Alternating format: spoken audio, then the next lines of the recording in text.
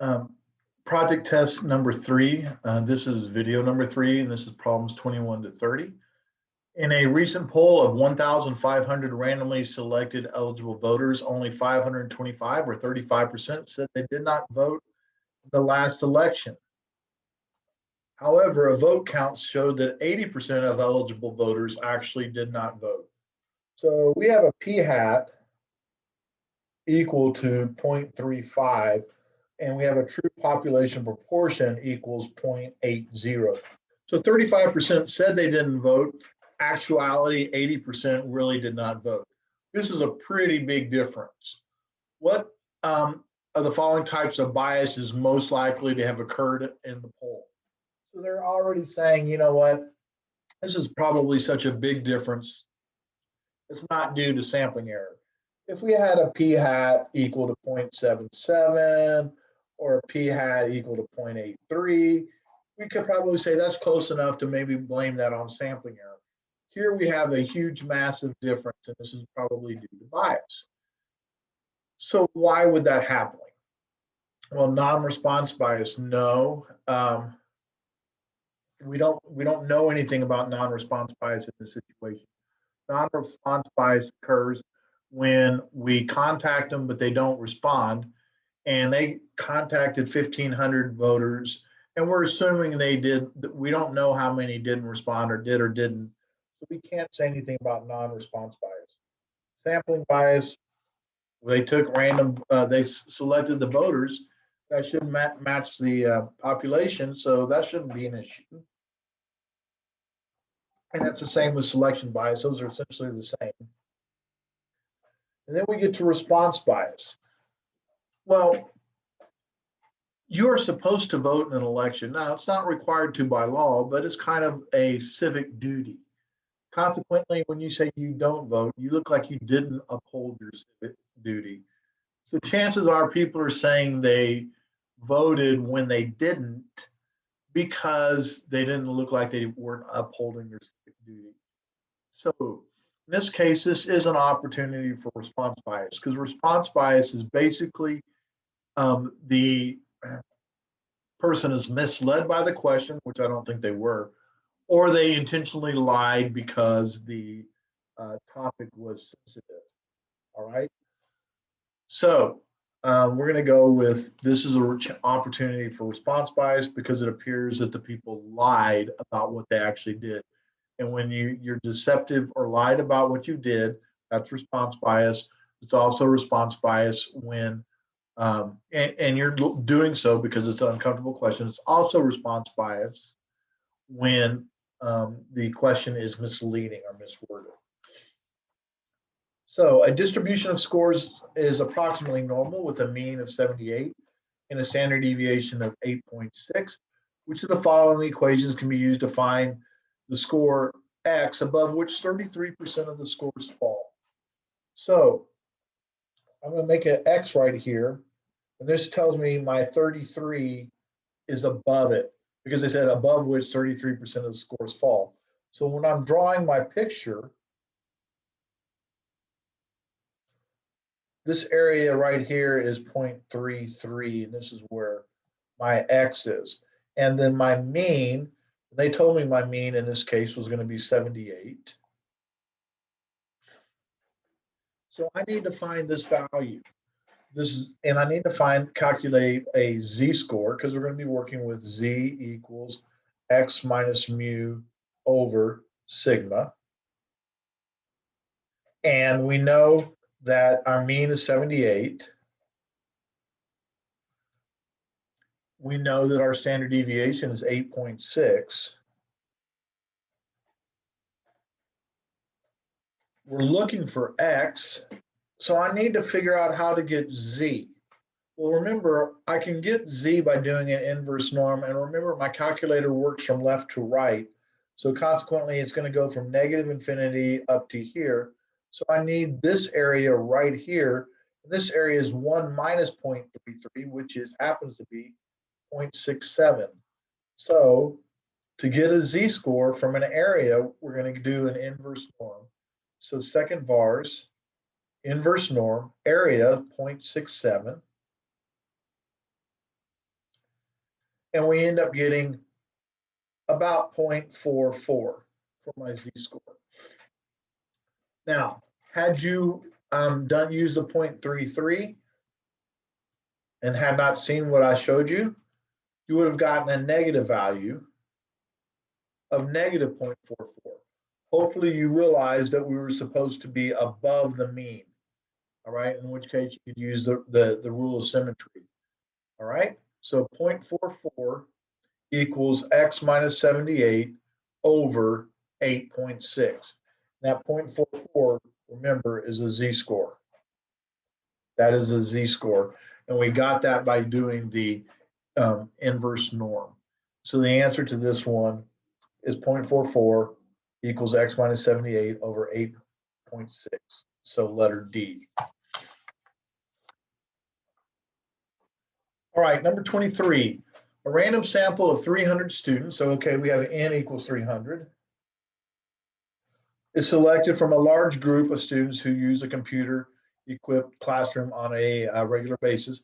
Occasionally, students leave their USB drive in a computer. Of the 300 students questioned, 180 say they write their name on their USB. Which of the following is a 98% confidence interval for the proportion of students who write their name on their USB? So first off, confidence interval formula, p hat plus or minus z star p hat q hat over n.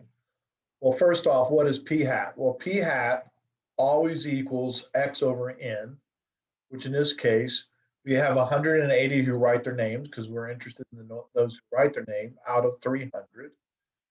And if I do 180 divided by 300, I get 0.6. So 0.6 plus or minus, we'll come back and get z star in just a moment.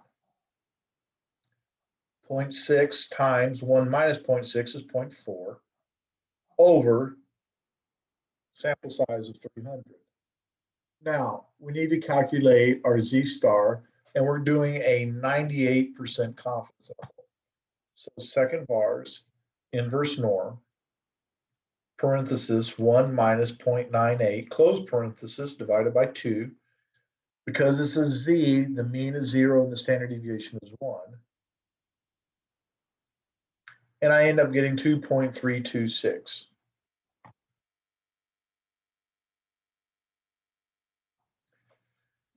So 0.6, well, this will start off with 0.4 or 0.4. 2.326, 0.64 over 300. That looks pretty good. This one has the wrong confidence level, as does this. C is our best answer. All right, on number 24. In a large set of data, there's approximately normally distributed. R is the value in the set, z-score of -1. S is the first quartile, and T is the 20th percentile. Which of the following is correct order of these? Well, this part's really easy. We have first quartile, so I'm going to make 0.25. I'm going to put an S there. That's there. It's like, oh, 20th percentile, that's smaller, so that's over here. So this is a T, and this, excuse me, 0.20, and that's my T. So I just need to figure out where R is going to go. Well, I can say, you know what, this is a z-score.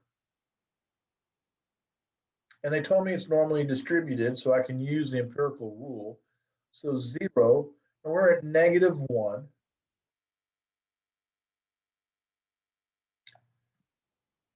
And if I do a norm CDF, so let's try that out. Second vars, norm CDF, -infinity, all the way up to -1 z-score.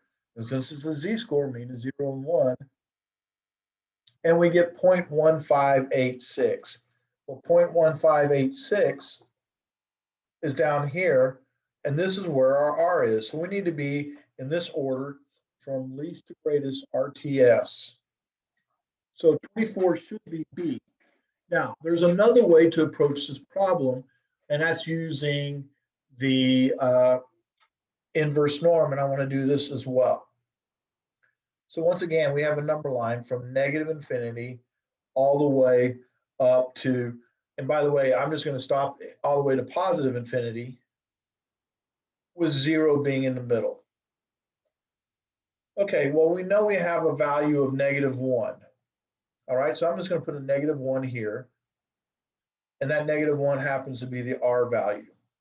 Well, what's the next value? Well, I can go to second vars, inverse norm, first quartile, 0.25. And I end up getting a z-score of -0.67. Well, that's in between here. So I'm going to go ahead and say, you know what? This is S, and this is -0.67. Now, I don't know where T is going to be. So second vars, inverse T, 0.20,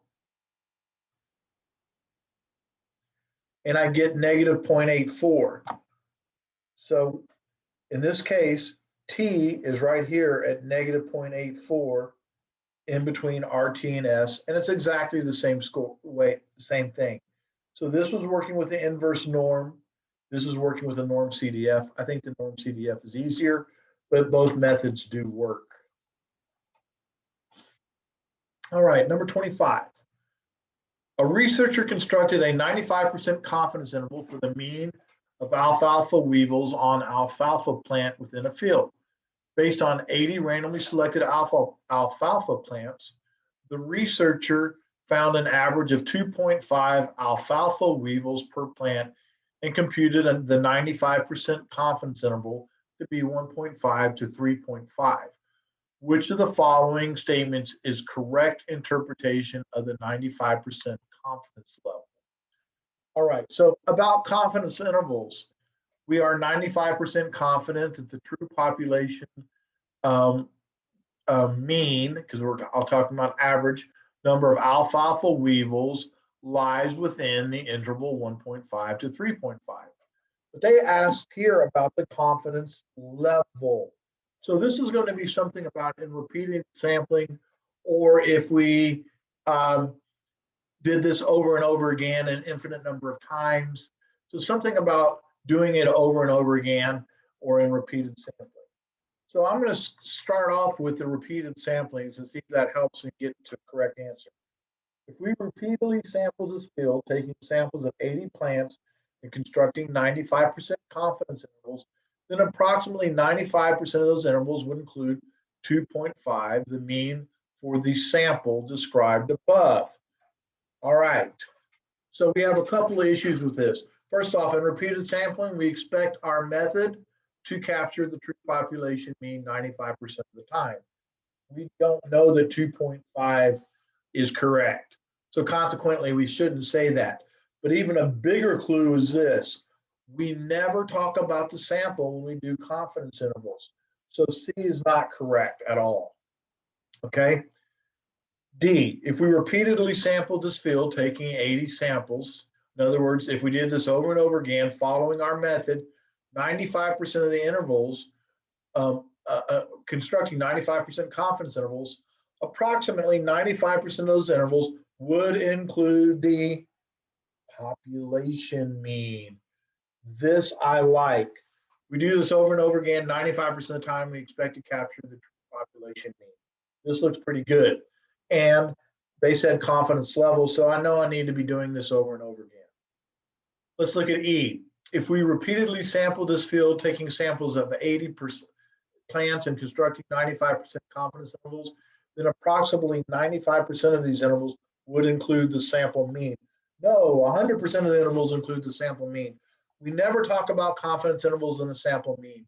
We talk about confidence intervals and the population mean. We never talk about the sample. We know the sample. Matter of fact, the sample mean will be in the center of the confidence interval 100% of the time.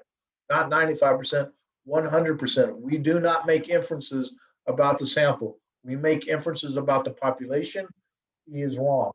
So now let's go back and look at A and B. Approximately 95% of alfalfa field samples will have an average of 1.5 to 3.5. We have no confidence in those endpoints. They could be completely wrong. All we do know is that we're 95% confident that the true population mean, and also this talked about sample mean. Okay, so this is false. Approximately 95% of the alpha field sample will have an average of 1.5 per eVols. And we don't know that. It could be way down at the bottom, it could be way at the high, or it's possible that it's completely wrong. So the only one that works is D. It refers to the population mean, and then repeated sampling, we expect it to work 95% of the time, or this method. Unfortunately, on this problem, I can't get everything shown on the screen at the same time, so you have to pay careful attention. So we have a box plot, and it says which of the following histograms could have been constructed from the same set of data summarized by the box plot. Well, when I look at this box plot, to me, this looks like it's going to be skewed. Matter of fact, I can tell it's been skewed, it's been stretched. So I should have a tail off to the left. This is skewed left. Because it's been stretched to the left, and half of my data is here, all right? So I need to find something that's stretched to the left. Well, A, if anything, A is stretched to the right, that's the wrong direction. This is reasonably symmetric. C appears reasonably uniform. D could be stretched to the left, and E is definitely stretched to the left. So we could be looking at D and E as possibilities. So let's, before we jump to conclusions as to our answer, what else do we know about this box plot? Well, I know 25% of my data is here, 25% of my data is here, 25% of my data is here, and 25% of my data is here. So between 55 and 45, I should have 25% of my data. So between 55 and 45 is 25% of my data. Well, that could be 25% of the data. I don't know. Maybe it is, maybe it's not. But just looking at this one, maybe that's the case. But when I get over here and I'm looking at 55 to 45%, that's not 25% of my data. That's almost 50%. Matter of fact, between 45 and 35, I'm supposed to have 25%. Because that's what it says. Between 45 and 35, I'm supposed to have 25%. These two little squares do not represent 25%. And I look over here and it's like, yeah, that might be 25%. E is wrong. The only possible answer is D. Okay, once again, I had to have 25% of my data here, between here and here. I had to have 25% of my data here and here. And then between 55 and 60, 25%, and here also had to be 25% just to match up with the box plot. Okay.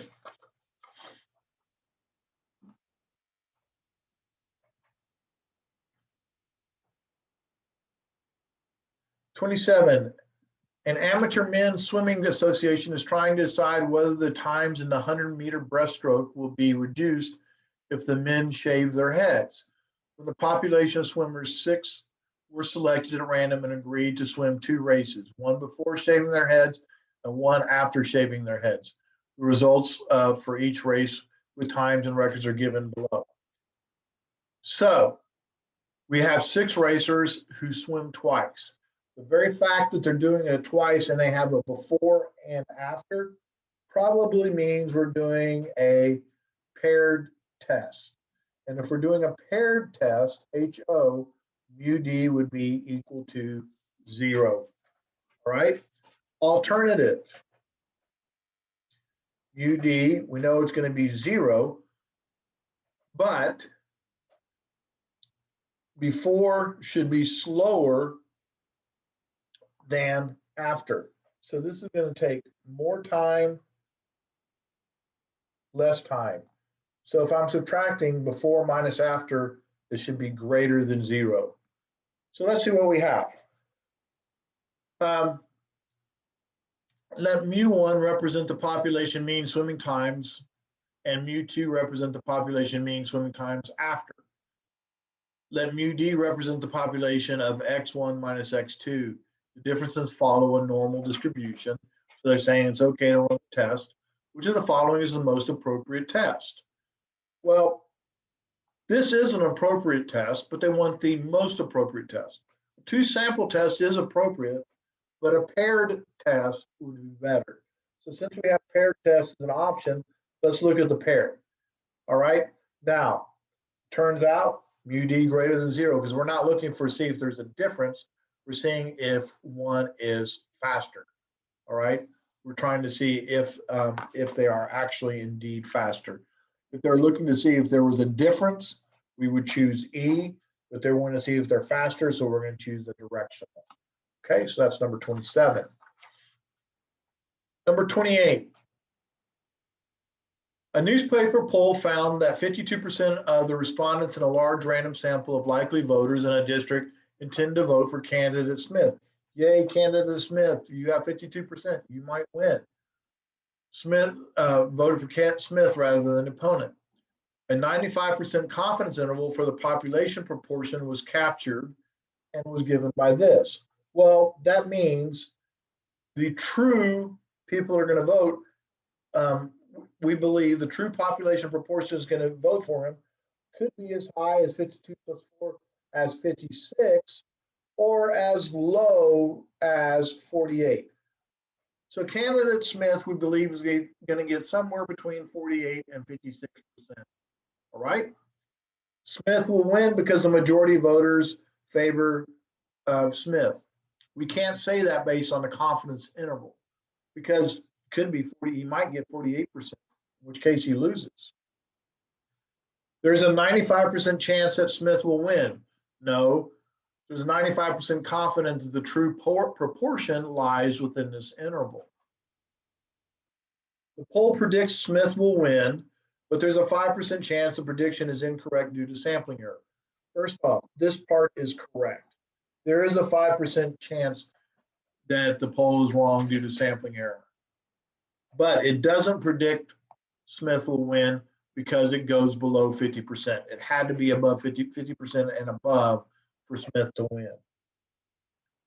With 95% confidence, there's convincing evidence that Smith will win. There is not convincing evidence because it goes below 50%, or 50% is contained in the interval. So based on our confidence interval, no prediction about who will win can be made with 95% confidence. That's true, all right? We're just 95% confident that Smith will get somewhere between 48 and 56%. If he gets 49.9%, he loses. If he gets 48%, he loses. But if he gets 50% or more, he wins. All right, mating eagles typically have two baby eagles called eaglets. When there are two eaglets, the parents always feed the older eagle until it has its fill, and then they feed the younger eaglet. Good to be number one. Results in an unequal chance of survival for the two young eaglets. Suppose that the older eagle has a 50% chance of survival. If the older eagle survives, the younger eaglet has a 10% chance of survival. If the older eagle does not survive, the younger eagle has a 30%. Let X be the number of eagles that survive, which the following table shows the probability distribution of X. First off, if they give me a probability table, I probably need to do a two-sample. I probably need to make a sample space myself, or two-way table myself. Also, I have multiple outcomes, all right? And I need to look at a way to organize it. I have a young eagle living and an older eagle living. So since I have two possible things, I need to probably make a sample space. Highly recommended. Anytime you have two, or they give you a probability distribution, you probably are going to have to make a two-way table or some sort of sample space. So with a two-way table, I need to identify the number that's associated with only one variable. Suppose the older eagle has a 50% chance of survival. This appears to be one variable because it's not contingent on anything. So this looks like my one variable number. Let's look at the other one. If the older eagle survives, that tells me it's contingent. The younger has a 10%. Well, this is a 2 variable, is contingent on the older eagle surviving. If the older eagle does not survive, then there's that contingency word. And so this one is also, the younger eagle has a 30%. We have older eagle and younger eagle, so we have 2 variables. As soon as we have 2 variables, that's not what I'm looking for. I want the 1 variable number. So with that said, I'm going to go ahead and make my table. And once again, I'm usually not very creative on these labels. I try to keep it simple. So older lives, older dies. Younger lives, younger dies. Well, they tell me there's a 50% chance that the older lives, which means there's a 50% chance the older dies. And once I have that, I'm going to write those small.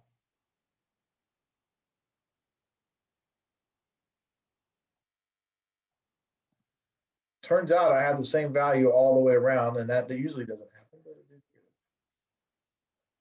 So if the older eagle survives, so we're looking at this column, the younger eagle has a 10% chance of survival. Older lives, younger lives, 0.10. Well, if this is 0.10, 1 minus 0.10 is 0.90. And I'm going to go ahead and multiply these, and I get this to be 0.05, and this becomes 0.45. And if I add them together, they add up to 0.50. That's a good sign. Okay, they need to check out.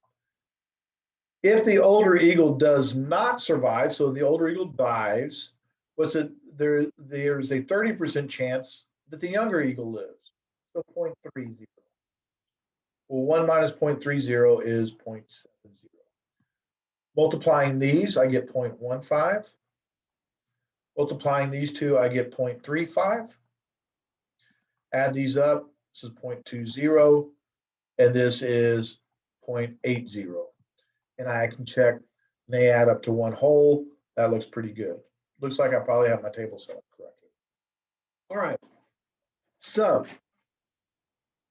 which of the following is the probability distribution? Well, they want us to know whether we have 0 eagles living, 1 eagle living, or 2 eagles living. So right here, older eagle lives, younger eagle lives. This is 2 eagles living. So the probability of 2 eagles living is 0.05. What's the probability that we have none living?